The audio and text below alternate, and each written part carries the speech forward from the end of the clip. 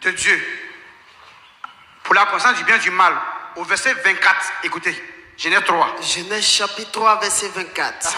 C'est ainsi qu'il chassa Adam. Que Dieu va chasser Adam.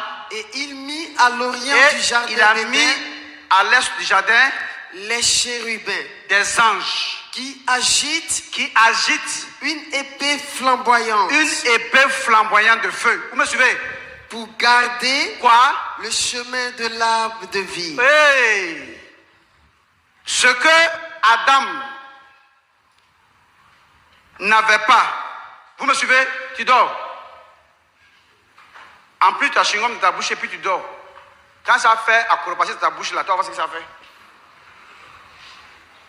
Je dis, ils sont fatigués? Hein? Tous vous êtes là? Ok. Vous me suivez? Quand Dieu a fait le jardin, à l'entrée du jardin, il a mis d'abord Adam pour garder, non? Il a donné quoi à Adam pour garder? Rien. Maintenant, quand c'est arrivé autour des chérubins, maintenant pour garder le jardin, il les a rien remis. Il a donné quoi? Mais il dit il a mis des chérubins. Avec combien d'épées? Avec combien? Une épée. Mais normalement, des chérubins doivent avoir des épées. Pourquoi une épée? On va le comprendre maintenant. Les chérubins, c'est qui? C'est des anges. Les anges, c'est qui? Les anges. Les anges, c'est qui? Les anges. Hébreux 1, verset 12 à 13. Écoutez. Hébreux 1, 13. Comment ça s'appelle 13? Hébreux chapitre 1, verset 13. Écoutez ça. Et quoi? Auquel des anges a-t-il jamais dit? Dieu a une fois dit. Assieds-toi à ma droite jusqu'à ce que je fasse de tes ennemis ton marchepied. Écoutez, ces anges-là ne sont-ils pas tous des esprits au service de ceux qui doivent vérifier le salut? Donc, ce qui m'intéresse ici, c'est la définition du mot ange. Ce sont des esprits. Maintenant, donc les esprits qu'il a mis maintenant près du jardin, maintenant, il leur a mis quoi? Une épée flamboyante. Donc, on va aller voir maintenant quelle est la définition de l'épée de l'esprit. Éphésiens 5, 17. Éphésiens 6, 17. 5, 17. Éphésiens 6, 17. Prenez aussi le casque du salut. Prenez aussi avec vous le casque de votre salut. Et quoi? L'épée. Et l'épée de l'esprit. Donc, de l'esprit qui est quoi? Qui est la parole de Dieu. Donc, ça veut dire que Dieu a donné la parole aux anges là pour qu'eux puissent garder à leur temps ce qui a manqué avec Adam.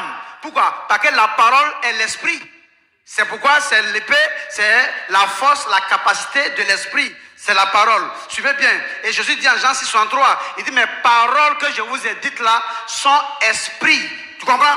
Donc ça veut dire quoi? Ça veut dire qu'aux esprits, ils donnent la parole. Puis que la parole elle-même est l'esprit. Elle est selon leur nature. Vous me comprenez?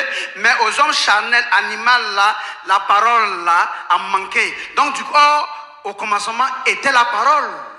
La parole était avec Dieu.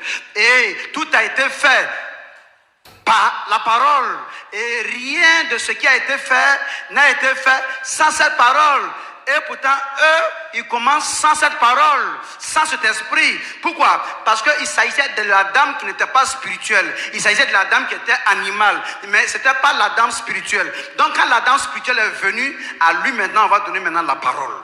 Et on va l'éprouver au moins de la parole. Et il a répondu par, il est écrit, il est écrit, il est écrit. Quand on lui demandait par exemple, quand on lui disait, ordonne que cette pièce se change en pain, il répondait par la parole.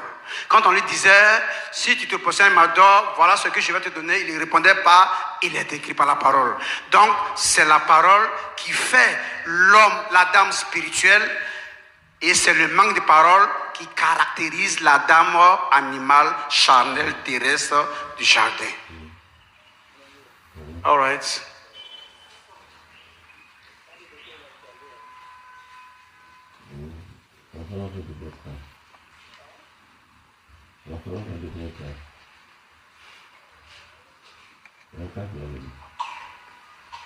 On évolue.